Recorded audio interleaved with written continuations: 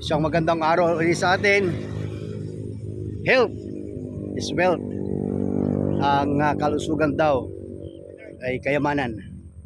Kaya heto, nagwo-walking ulit tayo dahil binibigyan natin ng importansya ang katawang ito, ang buhay na ito, na kung saan ibinigay ng Diyos sa bawat isa sa atin.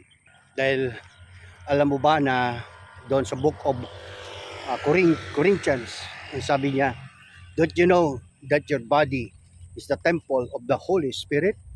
Kaya ang templo daw ng banal na Espiritu ay ang katawang ito.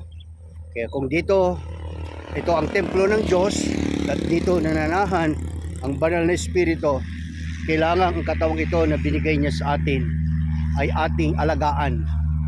Huwag nating pahirapan, kundi alagaan natin, sapagkat ang banal na Espiritu dito siya nananahan sa katawang ito. Kaya anuman yung nararanasan natin sa buhay ay lagi natin ito ipagkatiwala sa Panginoon, sapagkat kapag ang Holy Spirit ay nananahan sa ating katawan ay hindi tayo mangangamba, at kailangan tulungan natin ang ating sarili para maging malusog tayo, sapagkat ang kalooban ng Diyos sa atin mahabang buhay, kalakasan, at higit sa lahat ay magamit ang buhay na ito para po ipaglingkod natin sa ating pong Panginoon. Kaya kaibigan, kung napanood mo yung una nating mga vlog, ay kinilala natin si Jesus, tinanggap natin siya as Lord and Personal Savior.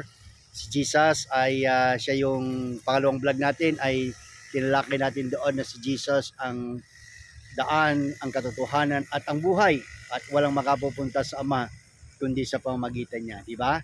Then yung sumunod ay regarding po sa ating pong pananampalataya, na kung saan ay ang pananampalataya natin sa Panginoon, pamati, pananisya, ay dapat ilagak natin sa Kanya, sapagkat kapag mayroong tayong pananampalataya, nabibigyan natin siya ng kagalakan. At kapag nagalak ang Diyos sa atin sa ayaw at gusto mo, ay ang pagpapala ay darating sa iyo. Then sumunod ay tinalakay natin ay tayo ay mga anak na ng Diyos. Kapag tayo po'y sumampalataya, naniwala at tinanggap natin si Jesus as Lord and Personal Savior, kapag tayo po ay anak na ng Diyos, ano man yung ating kahilingan ay ito'y pagkakaloob niya. Basta kalooban niya ito. Kaya natalakay din natin na nakaraan, ang Diyos kasi ay sumasagot sa tatlong kaparaanan. Una, yung wait, magantay tayo kapag hindi pa dumarating. Then, no, kapag alam ng Diyos na ito'y kakapahamak natin. At syempre, yes, kapag ito'y kalooban niya.